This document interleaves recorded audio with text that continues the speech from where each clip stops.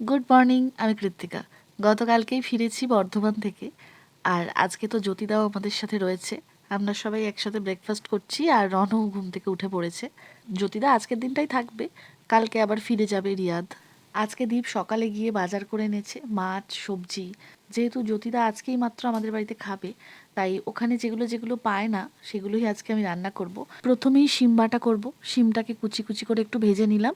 তারপরে রসুন, পেঁয়াজ, কাঁচা লঙ্কা ভেজে একটু ঠান্ডা করে একসাথে বেটে নেব। বাটার সময় অবশ্যই কালো জিরে দিতে হবে।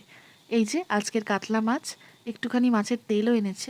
তেলটাতে পেঁয়াজ, কাঁচা লঙ্কা আর বেসন মাখিয়ে বড়ার মতো করে ভাজবো। আর একটা ইউনিক ডালের রেসিপি করছি। ইউনিক হয়তো নয়, কিন্তু আমার খুব প্রিয়। পালং শাক দিয়ে মুসুরির ডাল।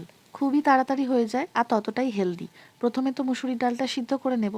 তেল গরম হলে তাতে রসুন আর পাঁচফোড়ন দিয়ে পালং শাকটা দিয়ে দেবো এবং সেটা একটু নরম হয়ে এলেই ডালটা ঢেলে দেবো। ব্যাস, ওই দুটো একসাথে কিছুক্ষণ ফুটলেই তৈরি হয়ে যাবে পালং শাক দিয়ে মুসুরির ডাল। কালকে আসার সময় বাবা এই রসগোল্লাগুলো পাঠিয়েছে। আমরা তো সবাই টপাটপ যে যখন পাচ্ছি একটা করে খেয়ে নিচ্ছি। পোস্তর বড়া আর মাছের তেলের বড়া দুটোই রেডি। আর এদিকে দেখো আমি শিম ভর্তাটা রেডি করছি। যা কিছু তখন একসাথে ভাজলাম সেগুলো কালো জিরে দিয়ে ভালো করে বেটে নিয়েছি। তারপরে ফ্রাইং প্যানে আবার তেল গরম করে ওটাকে আরেকটু কষিয়ে নেব। মাছের ঝোলটা আমি আজকে ভীষণ সিম্পল করে রান্না করব। বড়ি ভেজে নিয়েছি, কালো জিরে দিয়ে আলু ভাজছি এবং এটাতে একটা মশলা দেব।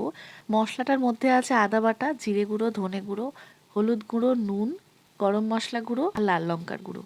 আলুগুলো একটু লাল লাল হয়ে যাওয়ার পরেই আমি মশলা দিয়ে দিয়েছিলাম। মশলাটা কষাতে কষাতে আলুগুলো সিদ্ধ হয়ে গেল এবং তারপরে জল দিয়ে ফুটে উঠলে বড়ি আর মাছ ভাজাগুলো দিয়ে দিলাম।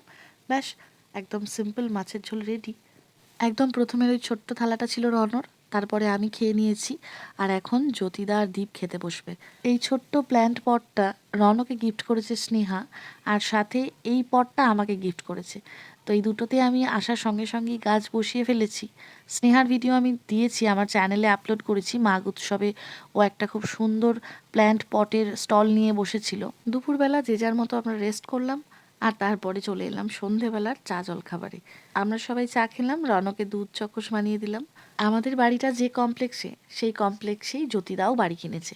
ওই বাড়িটা এখন রং করা চলছে। যেহেতু জ্যোতিদা এখানে এখন পার্মানেন্টলি থাকবে না, সেই কারণে ধীরে ধীরেই কাজ এগোচ্ছে। আমাদের তো স্বপ্ন পূরণ হয়েইছে, এইবার জ্যোতিদার পালা। নেক্সট বার এসে হয়তো গৃহপ্রবেশ করবে। আজকের মতো আসি তাহলে। তোমরা সবাই ভালো থেকো, সুস্থ থেকো। আবার দেখা হচ্ছে আমার পরের ভ্লগে। Good night.